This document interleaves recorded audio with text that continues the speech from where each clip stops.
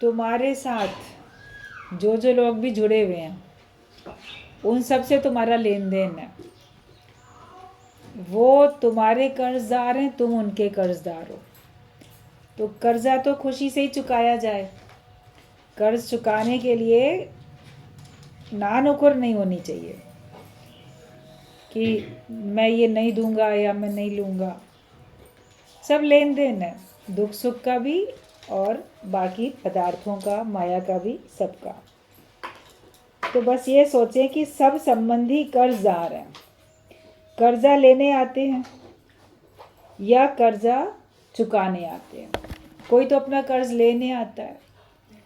जैसे कहा जाता है अपने देश में, अपने धर्म में, अभी तो प्रथाएं धीरे धीरे बदल जाती हैं, तो बदलती हैं प्रथाएं, मगर जो बात पुरानी होती है कि जब लड़की घर में जन्म ले तो सबके मन मायूस मुरझा जाएं, अरे अब बड़ा खर्चा बढ़ेगा। अभी बेचारी बच्ची पैदा ही हुई है छोटी सी, शादी में इतना लगाना पड़ेगा, कब बड़ी होगी कब शादी होगी, तो इसके ऊपर खर्च करना पड़ेगा, दहेज देना पड़ेगा। लड़का हुआ, अरे वाह मिलेगा, अभी बेचारा पैदा ही हुआ है, जब कब मिलेगा तब मिलेगा। तो लड़कियों को तो समझते थे कि ये कर्जा लेने आई हैं हमसे, हमने इनके कर्जे खाए होंगे तो आज ये हमसे वसूलने के लिए आई हैं। लड़के के लिए समझते थे ये तो हमको कर्ज चुकाने आया है कि इसने ये हमको देगा, बेटा संभालेगा, सुख देगा, परिवार होगा, नाम चलेगा। उसमें खुश होते थे और उसमें मायूस होते थे, मगर कभी ये विचार करके नहीं देखते थे कि बात तो अरस परस है। कहीं कोई लड़की होगी तब तो तुम्हारे लड़के के संग शादी होके बहू बन के आएगी, तब तो वो तुम्हारे वंश को चलाएगी आगे, तब तो तुमको सेवा करेगी, बहू सुख देगी। तो कहीं कोई कन्या होगी तब तो आएगी, तो तुम्हारे घर में भी कोई कन्या है तो वो कहीं जाके सुख देगी। तो ये तो एक दूसरे के सहारे से ही काम चलता है, हर व्यक्ति एक दूसरे के सहारे पे है, अकेले किसी का भी काम नहीं चलता है। तो ये हमेशा मान के चलो कि हमें उसकी ज़रूरत है, उसको हमारी ज़रूरत है। भाई जितनी तुमको बहू की ज़रूरत है उतनी दूसरे को दामाद की भी ज़रूरत है। आपस में ऐसे ही रहता है लेन देन, हिसाब किताब।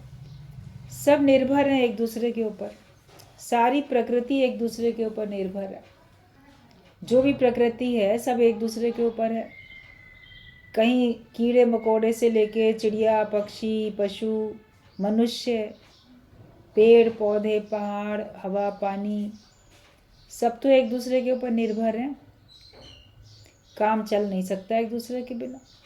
आप बोलो नहीं ये ना पेड़ पौधे हमारे ऊपर आश्रित हैं, हमें इनको खाद पानी देना है, तो तुम भी तो उन पे आश्रित हो। वो नहीं होंगे तुम्हें ऑक्सीजन कहाँ से मिलेगी, सांस कहाँ से लोगे? अगर पेड़ पौधे ना हो तो आपको तो सांस लेने में दिक्कत हो जाएगी। तो पेड़ पौधे तक पे तो मनुष्य निर्भर है, पशुओं पर भी निर्भर है, उनसे पर्यावरण बैलेंस में रहता है, सब सही रहता है, एकदम ठीक ठीक रहता है। एक भी किसी भी प्रजाति, कोई भी जाति पक्षियों की या पशुओं की कम होती है तो बैलेंस बिगड़ता है, उसमें बड़ी नुकसान होने लग जाते हैं। मनुष्य समझता नहीं है, वो केवल यही समझता है कि जैसे मैं इन पे निर्भर नहीं हूँ। लेकिन छोटा बच्चा होगा, अगर उसकी माँ का दूध नहीं आ रहा है उसको पीने के लिए या नहीं मिल पा रहा है तो उसको भी गाय का दूध देते, और एंड तक अपनी माँ का तो बच्चा 1-2 साल में दूध पी के समाप्त कर देता है, मगर आजीवन बुढ़ापे तक दूध पीता ही रहता है। तो क्या अपनी माँ का थोड़ी पीता है? जो दूध देने वाले पशु हैं, गाय है, भैंस है, बकरी है, कहीं पर ऊँट का भी दूध का इस्तेमाल होता है। राजस्थान में ऊँट के भी दूध से पनीर और क्या क्या सब बनते हैं, रसगुल्ले, वही सब। तो कैसे काम में आता है? आप पीते रहते हो एंड तक, ओल्ड एज तक। तो निर्भर हो ना फिर पशुओं के ऊपर, तो उनको क्यों कम समझो, किसी को भी कम क्यों समझो। गुरु का कहना होता था कि एक तिनके को भी कम नहीं समझो, वो भी कुछ ना कुछ कहीं ना कहीं पे तुम्हारे लिए उपयोगी है, कहीं ना कहीं उपयोगी है। खुद भी दूसरे के उपयोगी बने, और जो हमारे उपयोग में आते हैं, जड़ पदार्थ या चेतन प्राणी, उनकी सबकी करें कदर। ये सब जो नवरात्रि चल रही है, ये जैसे कि एक दूसरे की कदर करने के लिए है। पूजनीय समझो, पूजा करो, शक्ति की उपासना, शक्ति की पूजा करो। शक्ति सबके अंदर है, और नारी रूप में जो भी हों उनकी सबकी हमको कदर करनी है। इसलिए ये सब है कि कन्याओं की आप पूजा करो, उनको महान समझो, देवी समझो। देवी समझेंगे तो सात्विक भाव रहेगा ना, पवित्र भाव रहेगा। तो अपने भाव हमेशा अच्छे रखने हैं। और सत्संग में आने के बाद तो हर एक को आपको जड़ चेतन हर एक को ही भगवान करके देखना। तो संबंधी जो भी आते हैं वो कर्ज लेने आते हैं, उनको कर्जा खुशी से अदा कर दो। कोई देने आता है, आप बीमार पड़ते हो, कोई सेवा करता है, किसी भी रूप में आके करता है। चाहे ऑन पेमेंट आप किसी को रखते हो सेवा के लिए, तो वो भी कर तो रहा है ना तुम्हारी सेवा। वो तन से तुम्हारी सेवा करता है, तुम धन से उसकी सेवा करते हो। ये सब हिसाब किताब चलता रहता है। तो एहसान कभी भी किसी के ऊपर नहीं थोपो कि मैं तुम्हारा काम करता हूँ। तुम प्रकृति से कितना ले रहे हो, वो कभी एहसान नहीं जताती। सारी प्रकृति एहसान नहीं जताती। हमको सबसे मिल रहा है, इसलिए हम हर एक की वैल्यू करें, हर एक को अपने से अधिक समझें। मोह में तुम्हारे लिए कोई कम है तो कोई ज़्यादा है। मोह से ऊपर उठो, प्रेम में आओ तो सब एक समान है। समता भाव में आने के लिए आपको प्रेम रखना पड़ेगा। और जब देह में रहते हो, हद में रहते हो, तो फिर उसमें मोह आ जाता है। वो हमारा अपना अपना एक परिवार बन जाता है। फिर उसी के लिए जीते हैं, उसी के लिए मरते हैं। गुरु हमें उनसे ऊंचा उठाता है, उस तल से हमको ऊंचा उठाता है कि अब जो जियो तो सर्व के लिए जियो। तू जी ए दिल ज़माने के लिए। अपने लिए जिए तो क्या जिए, तू जी ए दिल ज़माने के लिए। सबके लिए जियो, जो सामने आ जाए अपनी ओर से ये विश्वास रखो कि वो आपका भला ही करेगा। भाव अच्छा रखो, प्लस आप उसको प्रसन्नता देने का भाव रखो कि मुझे तो खुशियाँ बांटनी है। सब खुशियाँ बंटती हैं, सभी खुश होते हैं। जिसको आप प्रेम करो वो खुश होता है।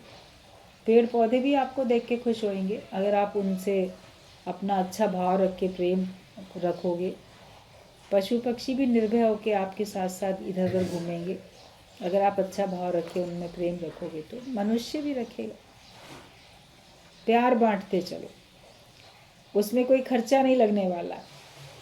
अभी खाना पीना बांटोगे तो खरीदना पड़ेगा, खर्चा लगेगा। मगर प्रेम बांटने में क्या खर्चा लगता है, और ज्ञान बांटने में क्या खर्चा लगता है। ज्ञान तो गुरु हमको फ्री में देता है। तो ज्ञान को बांटो, प्रेम को बांटो। जितना जितना बांटते जाओगे उतना उतना बढ़ता जाएगा। एक देवे 10 पावे। जो कुछ आप दोगे प्रकृति में वो नष्ट नहीं होता, वो कहीं ना कहीं रहता है और फिर 10 गुना होके आपको मिल जाता है। आप प्रेम दो तो प्रेम 10 गुना होके मिलेगा, नफरत दो तो वो 10 गुना होके मिलेगी, कई गुना होके मिलेगी। तो जो अपने लिए चाहते हो वही सबको देना भी शुरू कर दो। मोह में अपने आप को एक संकीर्णता में, एक छोटे दायरे में बांध के नहीं बैठो। दुख सुख क्या है, दुख भी खबर सुनकर जो भी सुनते हो तो तुम्हारी भूख प्यास खत्म हो जाती है। सुख की बात सुनोगे तो खुशी में नाचने लगोगे, दुख की बात सुनोगे तो भूख प्यास खत्म हो जाएगी। मेरा है चला गया तो दुख है, मेरा है बचा रह गया तो सुख है। सब मैं और मेरे के कारण ही तो है दुख सुख। मकान जल रहा है मालिक हाय हाय कर रहा है, रो रहा है, अरे मेरा मकान जल गया, मेरा मकान जल गया।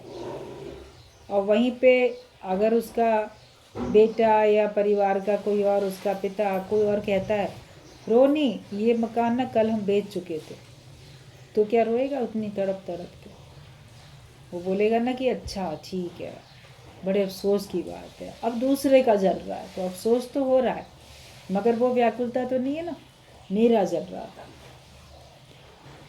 तो जहाँ मेरापन है वहीं पे आपका बंधन है, और जहाँ मेरेपन का भाव खत्म हो जाए तो निर्बंधन हो जाओगे। तेरा तुझको अर्प दिया क्या लागे मेरा, केवल कहो नहीं, लेकिन इस बात को अनुभव करो कि तेरा तुझको अर्प दिया क्या लागे मेरा। मेरा क्या लगेगा, सब तुमको अर्पण में कर चुका हूँ, सब तुम्हारा ही है, मैं भी तुम्हारा हूँ। अपने को भगवान के हवाले कर दो, हो जा खुशी से अपने भगवान के हवाले। बहुत खुशी से, प्रसन्नता से भगवान के हवाले हो जाओ। मजबूरी में, लाचारी में नहीं भगवान के आगे शरणागत हो, लेकिन प्रसन्न भाव से। तो आप देखोगे आपके लिए दुख और सुख सम हो जाएंगे। क्या है तेरा, है भी नहीं कुछ तेरा, आज हो कल नहीं हो। आजकल तो देखो कितना आदमी एकदमी कितना देखने में आ रहा है चारों तरफ। वॉक करते करते कोई दुनिया से जा रहा है, बैठे बैठे बात करते करते जा रहा है, पूजा करते, डांस करते, कहीं कुछ कहीं कुछ। यंग यंग लोग एकदम से ऑल ऑफ अ सडन चलते चलते गिर जाते हैं, देखते हैं तो है ही नहीं। इस प्रकार के कितने लोगों के देहांत हो रहा है, शरीर शांत कितने लोगों का हो रहा है, सब आप लोग न्यूज़ में देखते ही रहते हो, सुनते ही रहते हो। तो उड़ जाएगा हंस अकेला, अभी तो बहुत मेरा मेरा मेरा मेरा करते हो, तो आखिरकार तो सब छोड़कर जाओगे।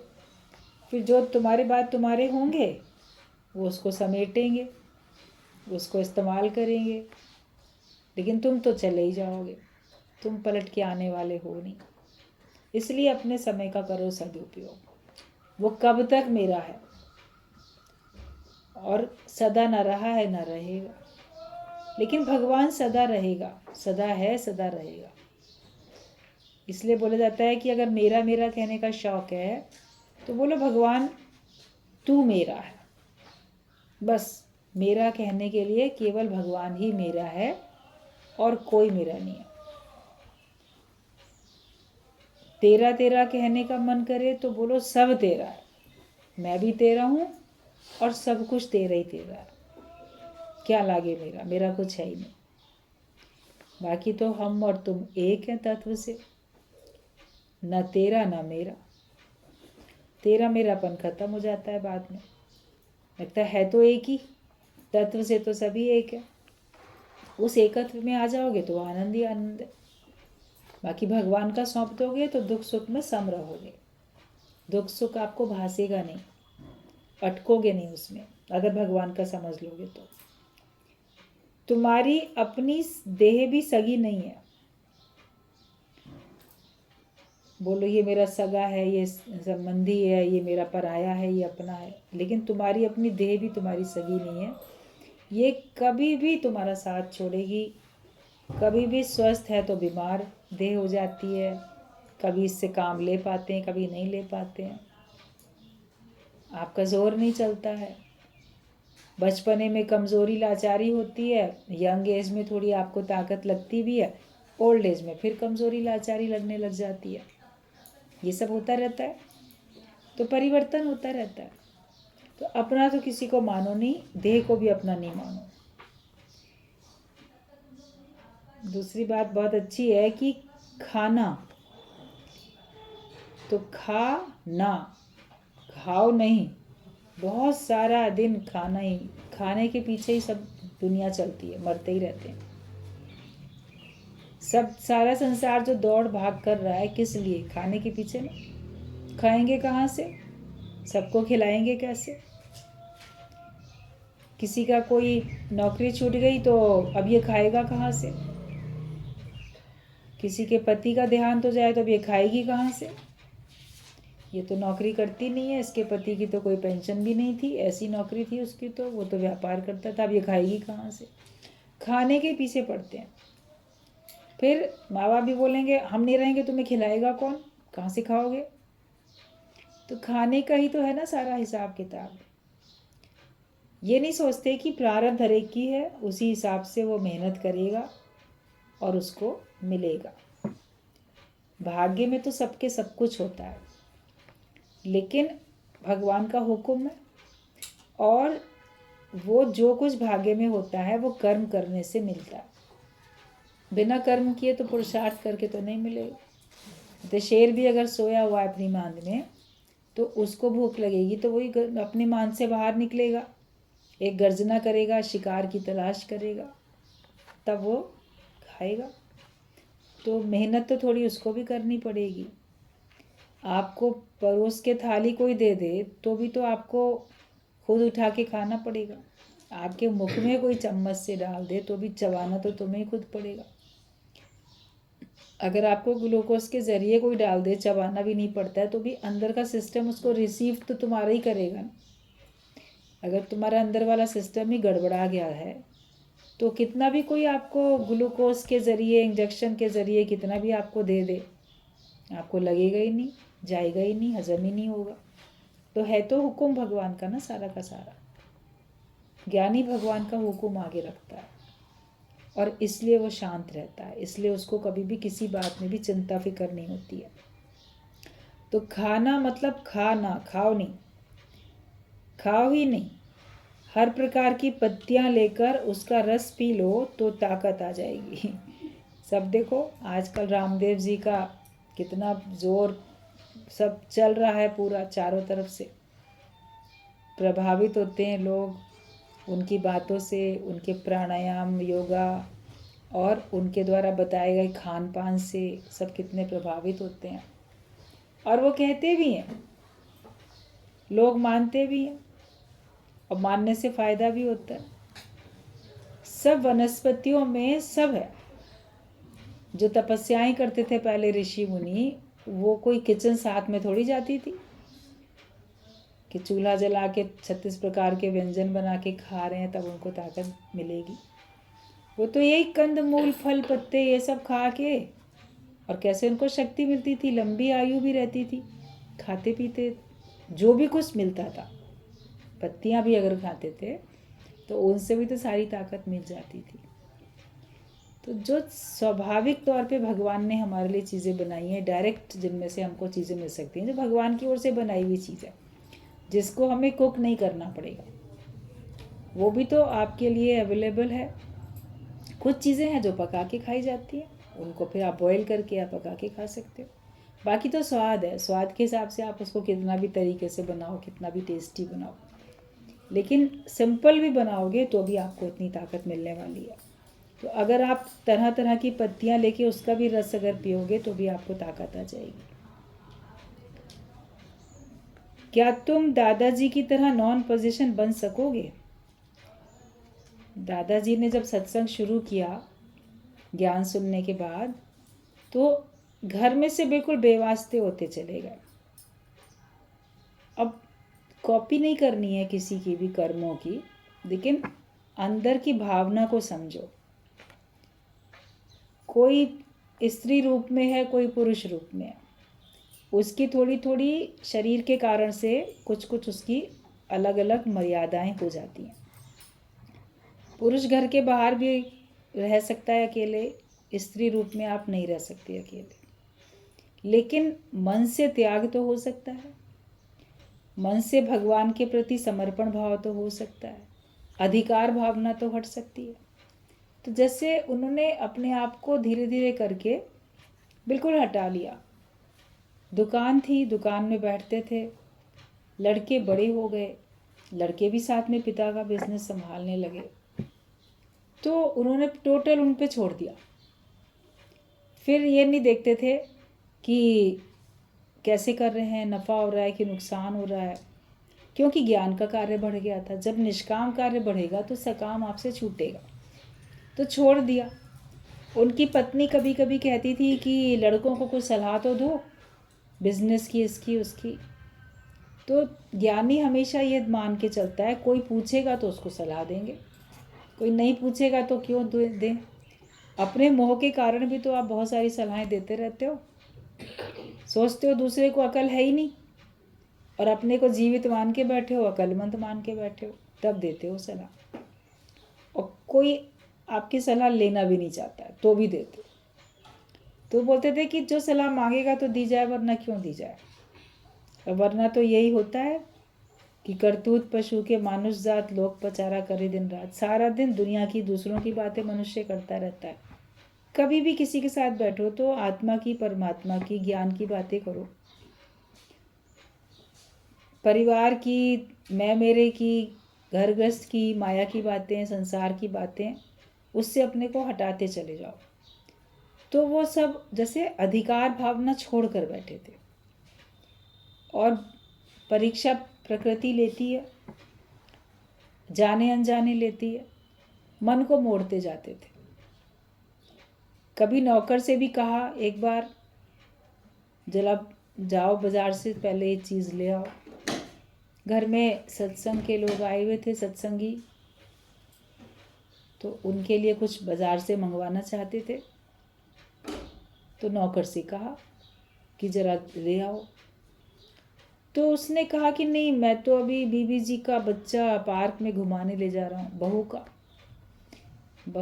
का छोटा बच्चा, उसको वो उस समय पार्क में लेके जा रहा था घुमाने के लिए। तो कहता मेरे को तो वहाँ जाना है। अब ऐसे तो कोई सोचे मैं घर का सबसे बड़ा हूँ, तो नौकर जो है ऐसा कह रहा है कि बहू का काम करेगा, मेरा नहीं करेगा। तो अपने मन को तुरंत मोड़ लिया, बोले ठीक है जाओ जाओ। ये नहीं कह रहे नहीं इसको पार्क में बाद में लेके जाना, पहले मेरे लिए मार्केट से लेके आओ सामान। तो एक नौकर तक पे अधिकार नहीं रखा।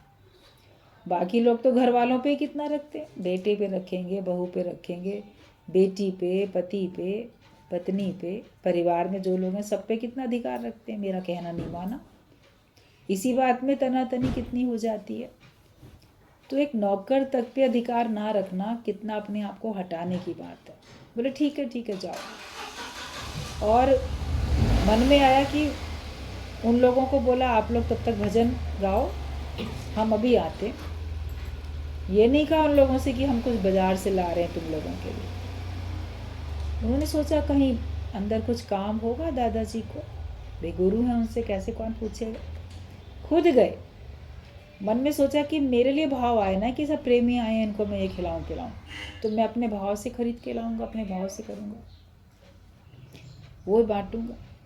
चले गए, पास में ही मार्केट था, जो उनको लाना था खुद ले आए।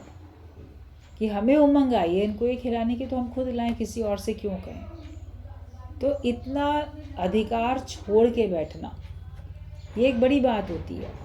और उनके जीवन की बहुत सारी इस प्रकार की घटनाएं हैं जो ये दिखाती हैं कि वो परिवार से के बीच में भी रहे, घर छोड़ के कहीं चले भी नहीं गए, लेकिन वहाँ भी रहे तो जैसे कोई निर्लेप न्यारा होके रहता है। उन्होंने अपने को ज्ञान के हिसाब से बनाया। दूसरों को उपदेश देते हैं तो खुद भी तो उसके हिसाब से चलेंगे। और हर एक अपना साक्षी खुद होता है। आपकी दृष्टि में दूसरा व्यक्ति ज्ञानी नहीं हो सकता, मगर अपनी दृष्टि में वो ज्ञानी है, ज्ञान के हिसाब से चल रहा है। अपनी दृष्टि में वो छूटा हुआ है, वो निर्बंधन है, वो अपने को मुक्त मान के बैठा है। तो मुक्त अभिमानी मुक्त है और बंध अभिमानी बंधन में है। अगर आप अपने को मुक्त मानते हो तो आप मुक्त हो, अपने को बंधन में जानते हो तो आप बंधन में हो। ज्ञान पक्का करो, सही समझो। अगर गुरु आपके साथ है, उसकी बात मान के चेंज भी करके देख सकते हो। ये अपनी चेकिंग के लिए होता है। ज्ञानी करे या ना करे, है स्वार्थ के बिना, उसका कोई स्वार्थ नहीं होता। वो कोई कार्य कर भी सकता है, वो कार्य नहीं भी कर सकता है, मगर दोनों काम करके तो देखो। कोई काम करके भी देखो। कभी वो घर में बच्चों की, लड़की की शादी हुई तो उसमें नहीं खड़े हुए, चले गए सत्संगियों को लेके कहीं और। फिर कभी घर में अपने बेटे की शादी हुई तो उसमें पूरा रोल अदा किया, खड़े भी हुए, गए भी। तो अपने परिवार के जो भी उत्सव थे, रीति रिवाज थे, संस्कार थे, कार्य जो थे, घर में संतान की शादी ब्याह का एक बड़ा काम होता है। उसमें एक शादी में तो पूरा इन्वॉल्व हुए, किया, तो भी अपनी चेकिंग की कि हाँ मैं सब कुछ करते हुए भी निर्लेप नहीं आ रहा हूँ। और एक में बिल्कुल भी इन्वॉल्व नहीं हुए बल्कि छोड़ के दूसरे शहर चले गए, तो अब तो भी अपने मन की चेकिंग की कि मन चल तो नहीं रहा है। अभी आपके घर में आपके बेटा या बेटी किसी की शादी हो और गुरु कहे कि चलो हमारे साथ, तुम्हारे बिना भी शादी हो जाएगी, मान लो गुरु आज्ञा मान के चले भी जाओगे तो वहाँ मन चलता रहेगा। अगर अंदर में मोह है, अंदर में जगत है, तो मन चलता रहेगा। लोग क्या कहेंगे, नाराज़ हो जाएंगे, कितनी बदनामी होगी, जाने कैसे हो रहा होगा काम मेरे बिना, गड़बड़ हो जाएगी।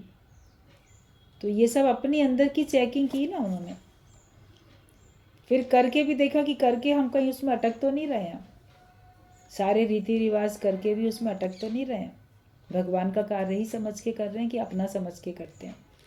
तो ये हर एक अपना साक्षी खुद है और वो अपने से मेहनत करता है और अपने नंबर अपने आप को देता है। जो भी सत्संग सुनता है उसको अपने नंबर खुद देने हैं, दूसरा उसको नहीं देगा, दूसरा उसकी गारंटी नहीं लेगा। लेकिन जब आप अपने से सच्चे बनोगे और आप ब्रह्मज्ञानी वास्तविक बनो, ब्रह्मज्ञानी ना बन के आप बंध ज्ञानी बन जाओ, मतलब देह के बंधन में तो हो, अपने को देह मान के बैठे हो और फिर बोलो कि मैं ब्रह्मज्ञानी हूँ, तो वो भी दोषी है, उसको तो नहीं मुक्ति मिलेगी। तो बड़ी सूक्ष्म बात होती है अपनी चेकिंग करके अपने को सच्चा साबित करना या सच्चाई से अपने को जांचना। जब हम अपने मोह ममता को पूरा का पूरा काट देते हैं, ऐसी करी गुरुदेव दया, मेरा मोह का बंधन तोड़ दिया, जब वो हमारा कट जाता है और जब अपनी देह को अपने से बिल्कुल अलग करके देखते हैं, जो भी तुम्हारा नाम रूप है उसको अपने से अलग करके देखते हो, जैसे किसी और को सलाह देते हो, ऐसे ही अपने लिए वही मान के चलो कि मैं भी कोई और हूँ और मैं सलाह दे रहा हूँ। अपनी बहुत चेकिंग की ज़रूरत है, अपने ऊपर बड़ी पैनी निगाह रखनी पड़ती है, तभी आप अपने दोष देख पाते हो। और कोई अगर दूसरा बताए तो उसको धीरज के कान से सुनो, अगर वो है अपने अंदर कमी तो दूर करो, नहीं है तो सावधानी रखो कि वो कमी दोबारा से मेरे अंदर कहीं आ तो नहीं जाएगी। तो सावधानी की ही ये सीढ़ी है, हमें बहुत सावधान होकर ही रहना। तो नॉन पोजीशन क्या हम होके रह सकते हैं गुरु की तरीके से? गुरु का आदर्श तो कहते हैं अपनाना चाहिए, तो कौन सा आदर्श अपनाते हो गुरु का? तुम्हारे लिए गुरु ने कौन सा आदर्श स्थापित किया है? अगर वो छूट के बैठा है तो हमें भी छूट के बैठना है। लाइफ तो बचेगी नहीं, आज नहीं तो कल जाएगी जाएगी। तो तुम कहते हो कि उसका इंश्योरेंस कराते हैं, तो लाइफ इंश्योरेंस कराते हैं, तो जो कुछ मिलेगा तुमको, तो क्या इस बात की श्योरिटी है कि तुम्हारी लाइफ रहेगी? श्योरिटी तो नहीं है ना, लेकिन इंश्योर कर लेते हो कि हाँ मैंने करा लिया। पैसा केवल होता है कि हाँ हमें मिल जाएगा उतने साल तक का, जो भी स्कीम होती है, अगर उतने साल तक आप जीवित रह गए तो लाइफ इंश्योरेंस कंपनी जो होती है वो आपको आपका पूरा जमा किया हुआ पैसा देती है, ब्याज सहित भी देती है, प्लस बोनस भी देती है, इस खुशी में कि तुम जिंदा रह गए। अब की बार जितने साल की स्कीम थी उतने बीच में तुम गए नहीं दुनिया से, और अगर दुनिया से चले जाते हो तो वो जो भी आपके परिवार के लोग थे जिनको भी आपने अपने उसमें नाम भरा था, नॉमिनी बनाया था, वो उनको मिल जाता है, पैसा उनको देते हैं। तो ये तो एक माया का व्यवहार है। लेकिन गुरु का ये कहना होता है कि तुम्हारे जीवन की कोई गारंटी नहीं है, और धन आप जिसके लिए भी छोड़ के जा रहे हो उसकी भी कोई गारंटी नहीं है, उसको मिलेगा कि नहीं मिलेगा, या वो उससे सुखी हो पाएगा कि नहीं हो पाएगा। लेकिन ज्ञान गारंटेड है, इसको अगर आप ज्ञान को पक्का करोगे तो ज़रूर आपको मुक्ति मिलेगी, ज़रूर आपको प्रसन्नता मिलेगी। ज्ञान में गारंटी है, बाकी किसी और चीज़ की आप गारंटी नहीं ले सकते। एक बार अभी एक से बात हो रही थी, तो उसने कहा ऐसा ऐसा 1 महीने तक आप इस तरह का करो तो आपको फ़ायदा पड़ सकता है। मतलब कोई अपनी एक्सरसाइज या और दूसरे प्रकार की कोई ट्रीटमेंट 1 महीने का पूरा पैकेज है, 1 महीना करो तो आपको फ़ायदा पड़ सकता है। तो हमने कहा पड़ सकता है, पक्का नहीं है ना। मतलब गारंटी तो किसी भी चीज़ की नहीं है। तो हमने कहा हाँ ये बात तो है, लाइफ की गारंटी नहीं है। तो कोई भी पक्का थोड़ी बता सकता है कि ऐसा करेंगे तो उससे फ़ायदा होगा ही होगा, मगर गुरु गारंटी दे सकता है कि ज्ञान में रहोगे तो तुमको फ़ायदा पड़ेगा, ज्ञान में रहोगे तुमको प्रसन्नता मिलेगी, सब दुख दूर हुए जब तेरा नाम लिया। और किसी प्रकार में कोई व्यक्ति कभी गारंटी दे ही नहीं सकता आपको, मगर ज्ञान से आपको मिल जाएगी। अपने अंदर धीरज, शांति, मुक्ति का निश्चय और इतनी दृढ़ता कि आप दूसरे को भी उपराम कर सको, खुद भी माया में नहीं गिरो, औरों को भी गिरा सको। गुरु ही केवल गारंटी दे सकता है। और ज्ञान गारंटेड है कि तुम अगर ज्ञान को जीवन में उतारो और तुम्हारे दुख दूर ना हो या तुमको प्रसन्नता ना आए, तुमको आनंद ना आए, तो ये हो नहीं सकता। सत्संग में आओ तो ऐसा हो नहीं सकता। कहते ना, आया जो तेरे दर पे भगवान दीदार को, ये हो नहीं सकता कि वो भव से ना पार। अगर वास्तव में तुम भगवान दीदार को आए हो तो आप सत्संग में आए हो, पता नहीं किसका दीदार करने आए हो, इसको देखने आए, उसको देखने आए। सत्संग में जा रहे हैं, देखने कौन कौन आता है, वो ज्ञान के हिसाब से चलता है कि नहीं चलता है, या देखें वहाँ होता क्या है, पता नहीं ज्ञान कैसा है। फिर उद्देश्य अगर बनाओ कि वास्तव में तो भगवान का ही दीदार करने आए, तो आपको हर जगह भगवान ही भगवान देखने का अभ्यास पहले करना पड़ेगा। पहले दिन थोड़ी भगवान दिख जाएगा। पहले दिन तो आपको पता नहीं क्या क्या दिखेगा, ये अमीर है, ये गरीब है, ये सुंदर है, ये सुंदर नहीं है, ये पढ़ा लिखा है, ये पैसे वाला, ये ऐसा, ये वैसा, ये कि नहीं है। ऊपर ऊपर का ही तो आवरण देखोगे पहले पहले। लेकिन आप अगर आए हो भगवान का दीदार करने, नामदेव ने कुत्ते में भी देख लिया, तुम इंसान में तो देख पाओ पहले, गुरु में तो देख पाओ। गुरु में भी नहीं देखते और भक्तों में भी नहीं देखते, लेकिन भगवान सर्वत्र हैं। जब ऐसा आपने चाह लिया कि मैं आया ही इसीलिए हूँ कि मेरी ऐसी निगाह बन जाए कि हर जगह मैं तुम्ही को देखूं, जिधर भी देखूं मुझे भगवान ही भगवान दिखाई दे, तो अगर ऐसी निगाह बनाने के लिए आप तैयार हो तो फिर तो हो ही नहीं सकता कि आप भव पार ना हो जाओ, क्योंकि सर्वत्र भगवान देखने वाला ही उस पार जाता है, मुक्त वही होता है। ईश्वर के अलावा आपने दोस्त या दुश्मन, अपना पराया कुछ भी देखा, नाम रूप करके देखा, जीव और जगत करके देखा, तो उसके लिए तो आपको बार बार चक्कर लगाने ही पड़ेंगे, आवागमन का आपका चक्कर चलता ही रहेगा। तो अपने को जांचो, और ज्ञान गारंटेड है, बाकी किसी चीज़ की कोई गारंटी ले ही नहीं सकता है। दिखा देते हैं कि इतने इतने साल की हम गारंटी ले रहे हैं, फिर अब गारंटी शब्द के साथ थोड़ा हेर फेर करके वारंटी लगा दिया गया है ज़्यादातर, कि इसकी वारंटी इतनी है। भाई वो क्या अंतर है गारंटी में और वारंटी में? बोले ख़राब तो होएगी मगर उसको ठीक करके दे देंगे। पहले तो था कि ख़राब ही नहीं होएगी, इसकी गारंटी है, टोटल नया बदल के देंगे। तो वो कम समय का चीज़ों की गारंटी होती है कि इतने साल में अगर ये ख़राब होगा तो इसको नया आप रिप्लेस करेंगे। लेकिन कई चीज़ों में होता है नया रिप्लेस नहीं करेंगे, उसी को आप रिपेयर करके दे देंगे। अब रिपेयर करने के बाद भी कितना चलता है नहीं चलता है, उनमें भी कुछ कुछ चीज़ों की होगी नहीं, इस पे ये चीज़ ख़राब होगी तो हम पैसा लेंगे, ये चीज़ ख़राब होगी तो रिपेयर करके देंगे। जो भी आपके बिजली के सामान होते हैं और बहुत सारी चीज़ें होती हैं, तो इस प्रकार की बात करते हैं। बाकी तो एक पल की भी गारंटी नहीं होती। तुम्हारी श्वासों की एक पल की गारंटी नहीं है, शरीर की एक पल की गारंटी नहीं है, मगर ज्ञान की गारंटी है। तो ये गारंटेड ज्ञान है, इसको ले लो तो आपका बेड़ा पार हो जाएगा। अपने को जांचो कि तुम कहाँ हो, समभाव में रहना है, यही आत्म अनुभव है। और अपने स्वयं का ज्ञान लो। सब अपने कर्मों का फल प्रसाद है, जो प्रसाद चढ़ाते हो वही मिल रहा है। जो भी अपने कर्मों का फल है वही प्रसाद है। आप मंदिर जाओ, अगर आप लड्डू लेके गए हो साथ में डब्बा, लाइन में लगे हो आप भक्त लोग सारे, तो आप लड्डू लेके गए तो अब पुजारी क्या करेगा, आपसे लड्डू का डब्बा लेके वही भोग लगा के वही लड्डू का डब्बा ही तो आपको वापस कर देता है, थोड़ा सा निकाल के। पेड़ा लेके गए तो पेड़ा वापस कर देता है। जो आप चढ़ाते हो वो थोड़ा सा वहाँ छोड़ के वो वही चीज़ सेम आपको वापस मिल जाती है। चाहे आप फ्रूट्स चढ़ाओ या जो भी आपका मन है वो आप दे दो तो वही आपको वापस मिल जाता है। तो ये कर्म जो हमने किए उन्हीं का फल हमको वापस मिलता है। जैसा हम करते हैं वैसे ही हमको मिलता है। अदल बदल नहीं होता कि दूसरे का डब्बा तुम्हें मिल जाएगा उसका तुम्हें मिल जाएगा। तुमको तुम्हारे ही कर्मों का फल मिलेगा। ये नहीं किसी और के कर्मों का फल तुमको मिल रहा है, कहीं ना कहीं वो तुम्हारे भी कर्म थे। आज देखने में किसी और के आते हैं लेकिन वो कहीं ना कहीं तुम्हारे भी थे। तो सब अपने ही कर्मों का फल है, प्रसाद है। जो प्रसाद चढ़ाते हो वही मिलता है। क्या भक्ति तुम्हारे जीवन में आती है?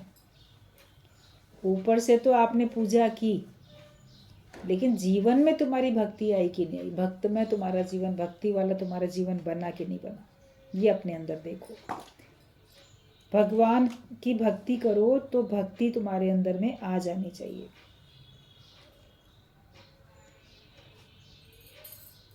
अगर भगवान के भक्त हो तो तुम दुख में और सुख में सब में सम रहोगे। अगर आपको परिस्थितिवश कोई कष्ट आता है और फिर आप भगवान से करो शिकायत कि भगवान मैं तो तुम्हारी इतनी भक्ति करता हूँ, इतनी पूजा करता हूँ, फिर तुम मुझे क्यों दुख देते हो? संसार में तो यही होता है। बहुत पूजा पाठ करेंगे फिर दुख आएगा तो तुरंत भगवान को उलाहना देना शुरू करेंगे, भगवान मैंने तुम्हारी इतनी पूजा की, इतना मैंने विधि विधान से हर कार्य किया, फिर मुझे एक कष्ट क्यों मिलता है? न्याय नहीं करते भगवान तुम। तो वो तुम्हारी भक्ति नहीं है।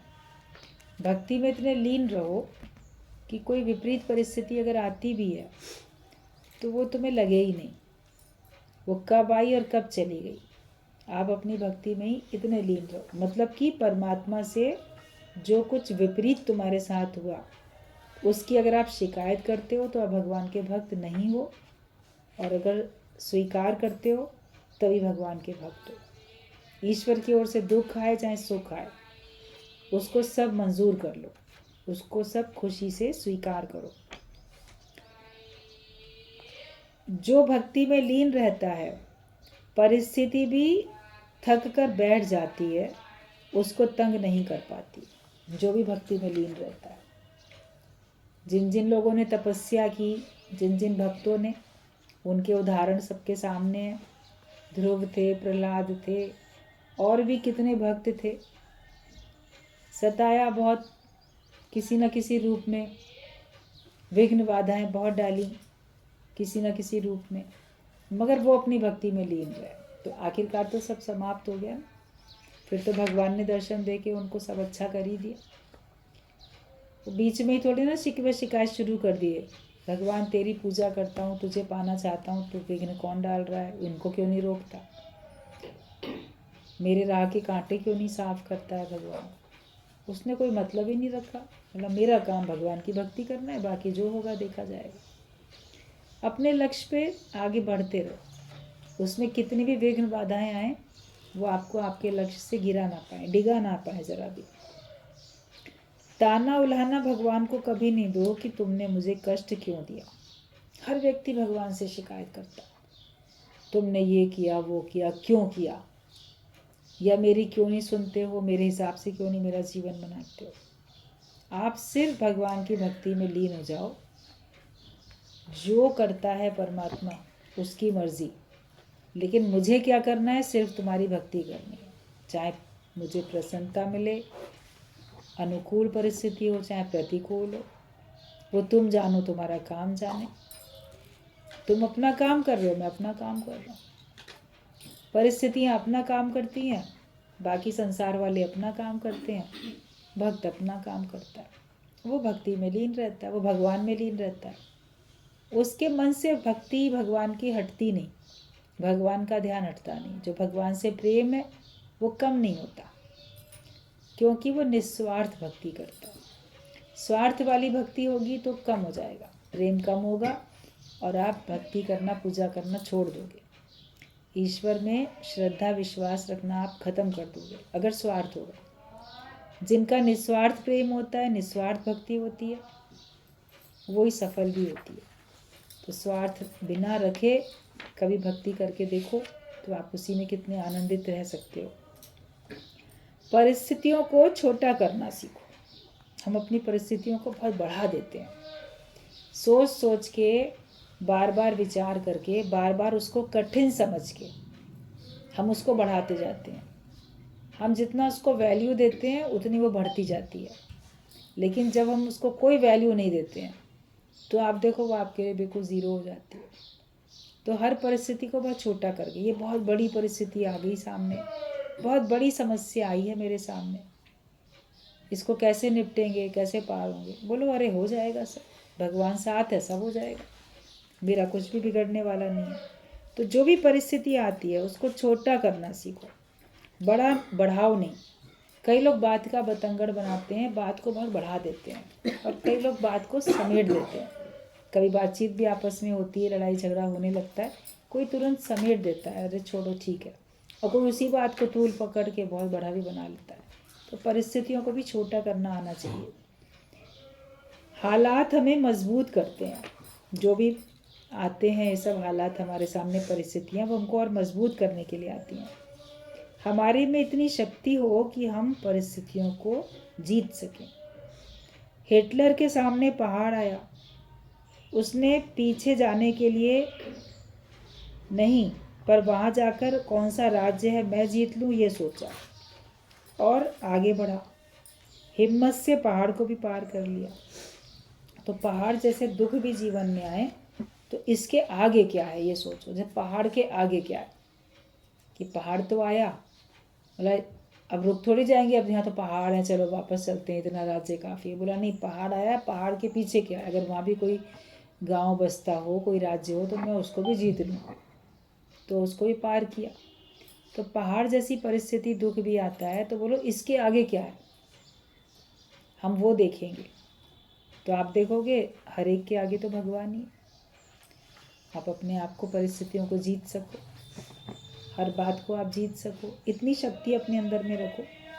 और हिटलर की एक और बात ये आती थी कि जब वो कहीं चलता था तो अगर कोई पुल पड़ा मान लो, तो उसको आगे बढ़ना है, आगे शत्रु है उनसे मुकाबला करना है, तो सेना के वो पीछे रहता था। राजा पीछे है, सेना आगे आगे जा रही है। तो जब पुल पार कर जाती थी सेना, तो वो पीछे से उस पुल को काट दिया करता था, तोड़ देता था। क्यों? क्योंकि कहीं सैनिक युद्ध में घबरा के वापस न जाने पाए। बोले वापस जाएंगे तो वापस जाने का तो रास्ता ही नहीं है, पीछे जाने का, पलटने का रास्ता ही नहीं है, तो उनको तो पीछे रास्ता ही नहीं, तो आगे ही बढ़ना पड़ेगा ना। तो गुरु का भी ये कहना होता है, सत्संग में आए हो तो पीछे जाने का रास्ता ही काट दो, मन तुम्हारा पीछे जा ही ना पाए। वरना मन बोलेगा अरे सत्संग में ना मन नहीं लग रहा, चलो मेरा घर तो है, मेरा परिवार तो है, मेरे संबंधी तो हैं। तो पीछे जाने का कोई ना कोई तो तुमने मार्ग छोड़ ही रखा है। लेकिन बोलो मेरा कोई है ही नहीं, सबके होते हुए बोलो मेरा कोई नहीं है, तो मुझे तो आगे ही बढ़ना है। माया से मुझे सुख है, उसमें है ही नहीं, तो मैं कैसे लूँगा? सुख तो भगवान में के नाम में ही है। जो सुख पायो मैं राम भजन में, सो सुख नाही अमीरी में। वरना बोलेंगे भगवान के नाम में तो सुख मिलता नहीं है, पैसा इकट्ठा कर लें, अमीरी में सुख मिलेगा। लेकिन पीछे जाने का रास्ता ज्ञान से काट दो, कि जो गली हम छोड़ आए, जो रास्ता हम छोड़ आए, वहाँ पे कुछ था ही नहीं, सार कुछ था ही नहीं वहाँ पे, जो है वो भगवान में ही है। तो हिम्मत रखो, तो पहाड़ जैसे दुख को भी तुम जीत लोगे। आंसू कितनी देर तक बरसेंगे? अगर आपको दुख मिलता है, आंसू बरसते हैं, तो कहा कि आंसू कितनी देर तक बरसेंगे? आखिरकार तो आंसू बहते बहते भी रुक जाते हैं। कोई लोग बोलते हैं दुख इतने पड़े जीवन में, अब आंसू ही जैसे सूख गए। पहले तो किसी की ज़रा सी याद आने में भर भर आंसू बहते थे, अभी आपको याद आने में आंसू नहीं बहेंगे, तकलीफ होगी, तो आंसू कितनी देर बहेंगे? लेकिन ज्ञान होगा तो आपके आंसू अंदर से ही सूख जाएंगे, और आपको लगेगा सब स्वाभाविक है, जो हो रहा है वो स्वाभाविक है, जन्म मरण सब विधि के विधान में है, किसको पहले जाना है, किसको बाद में जाना है, उसको सबको स्वीकार करके बैठो। वरना किसी के घर में से कोई व्यक्ति जाता है और कोई उस पर इतना आश्रित होता है कि उसके जाने पे उसको लगता है जैसे वो खुद ही जीते जी चला गया दुनिया से, वही नहीं रहा, इतना उसको कष्ट महसूस होता है। ज्ञान है तो आप समझते हो कि नहीं, हर चीज़ में जैसा भगवान ने जिसके लिए जितना बनाया, जितनी चाबी भरी राम ने उतना नाचे खिलौना। हर बात में शुक्र मनाओ कि शुक्र है इतने दिन तक भी तो वो मेरे साथ रहा, इतने दिन भी नहीं रहता भगवान, इतने दिन के लिए भी नहीं देता तो क्या कर सकते थे। तो आंसू भी कितनी देर तक बरसेंगे, वो भी आखिरकार थमेंगे। तुम सतचित आनंद स्वरूप में रहो। तुमको जो रहना है वो अपने सत्य में सच्चित आनंद स्वरूप बन के रहना। हमेशा अपनी आत्म की स्थिति बना के रखो, तो ना तुमको दुख असर करेगा ना तुमको सुख असर करेगा। मनुष्य सुखों में तो भूल जाता है, लेकिन दुख में वो बहुत अधीरज हो जाता है। तो दुख में अधीरज भी नहीं हो जाओ। दुख सुख सब समय के हिसाब से चलते हैं, समय के अधीन है, दुख सुख प्रारब्ध के अधीन है, स्वभाव के अधीन है, बहुत सारी बातें चलती हैं। लेकिन दुख सुख जो है वो है ही ब्रह्म रूप ही है। आपको उस भाव में आना है कि है ही भगवान, है ही ब्रह्म रूप। नाम हमने दे दिया है इस परिस्थिति को दुख का, इस परिस्थिति को सुख का, लेकिन हकीकत में ना दुख है ना सुख है। केवल सब जगह सर्वत्र भगवान ही भगवान है और मैं उसी से मिलके एक हो चुका हूँ। तो हमेशा रहो तो अपने सच्चित आनंद स्वरूप में रहो, तो आपके लिए ना जीव है ना जगत है, आपके अंदर बंधन भी नहीं है, आप हमेशा मुक्त स्वरूप होकर रहोगे।